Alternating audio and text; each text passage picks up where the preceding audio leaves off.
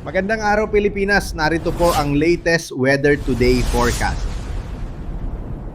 Ito po ang ating update patungkol sa minomonitor natin na si Bagyong Nando at yung isa pa natin na minomonitor na may potensyal na tawagin natin na si Bagyong Opong.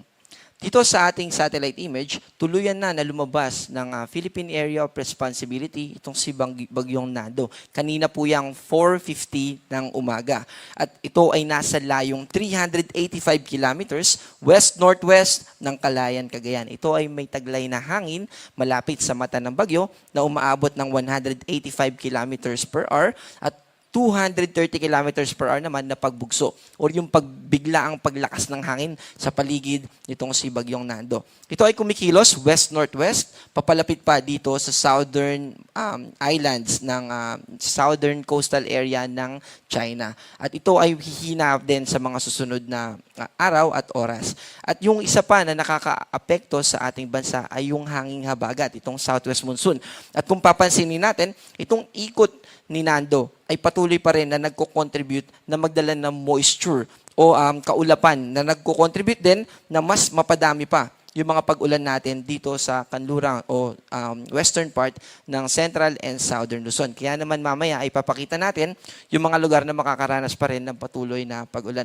At isa pa, yung minomonitor natin na low pressure area na nasa labas ng Philippine Area of Responsibility, kaninang alas 8 ng umaga ay tuluyan na ito na naging bagyo. Kahit na nasa labas pa rin ito ng Philippine Area of Responsibility, ito ay may potensyal na pumasok sa PAR within the day. At ito ay sa kasalukuyan na nasa 1,075 kilometers east ng Eastern Visayas. Ito ay may taglay na lakas ng hangin na 55 kilometers per hour sa mata o sentro ng bagyo at 70 kilometers per hour naman na pagbugso o biglang paglakas nito.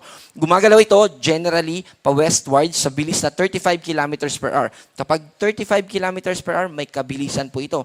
Kaya pinakamaaga na posible ito na makaapekto sa atin ay sa Thursday. And by Thursday, maaari nang makaranas ng maulap na kalangitan at mataas na tsansa ng pag-ulan yung mga kababayan natin dito sa Eastern Visayas. Bali, ang tatahakin nito ay pa west-northwest papunta dito sa Southern Luzon, sa Bicol region to be particular, sa mga susunod na araw.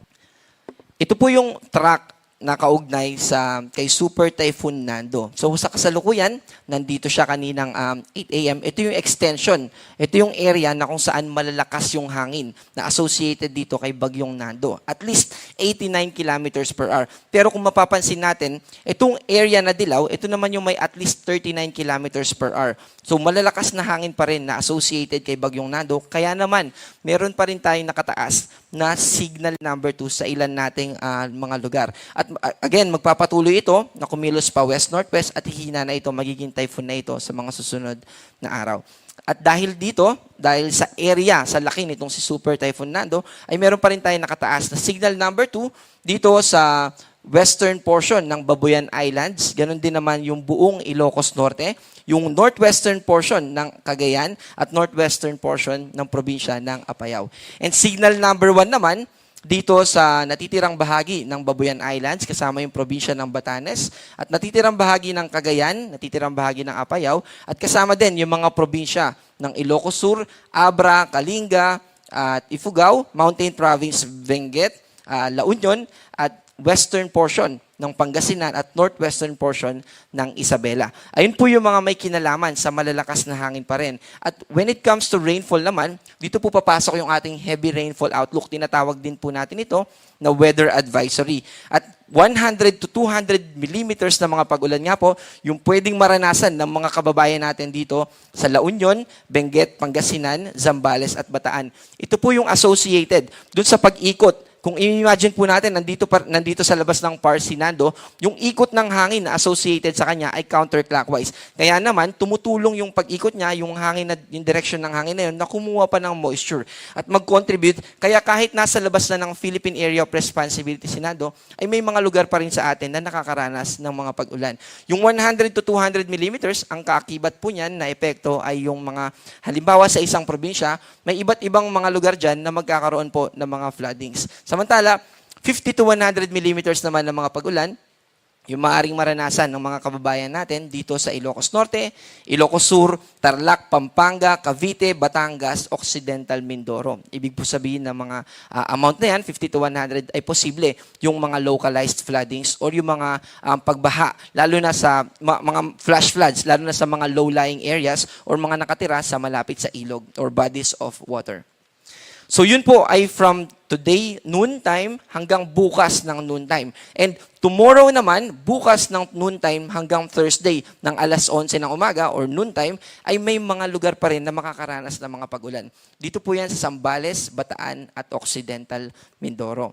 Samantala, simula naman sa Thursday ng tanghali hanggang sa Friday ng tanghali. Kung mapapansin po natin, nag-shift na. Instead na western part na ng ating bansa yung makaranas ng pag-ulan, ay yung silangang bahagi na ng ating bansa. Ito yung associated na dun sa paglapit nitong si Bagyong Opong. Mamaya po ipapakita natin kung ano yung magiging track nitong bagyo na ito. At sa kasalukuyan, nakikita natin na Thursday noon to Friday noon ay makakaranas ng 100 to 200 millimeters ng mga pag-ulan yung mga kababayan natin dito sa Northern Samar at sa Eastern Samar. Also, 50 to 100 naman dito sa Camarines Sur, Catanduanes, Albay, Sorsogon, Masbate, Biliran, Leyte, Southern Leyte, at Dinagat Islands and Surigao del Norte. So yun naman po yung mga may kinalaman sa pag-ulan. Binanggit natin kanina yung mga may kinalaman sa mga lakas ng hangin na associated kay Bagyong Nando. Pero may mga pagbugso naman tayo ng hangin na nakikita base naman o dahil naman sa impluensya ng hanging habagat. Magkaiba po yung pagbugso dun sa lakas ng hangin. Yung signal number 1, yun po yung lakas ng hangin na nagko-continuous for certain period of time. Yung pagbugso naman, ito yung biglaang hampas lang ng hangin. Ito po ay umaabot ng up to 88 kilometers per hour. At today po, dahil sa habagat, makakaranas pa rin tayo ng pabugso-bugsong malalakas na hangin dito sa Metro Manila, Zambales, Bataan, Aurora, Nueva Ecija, Bulacan, Calabarzon, Mimaropa, Camarines Norte at Western Visayas.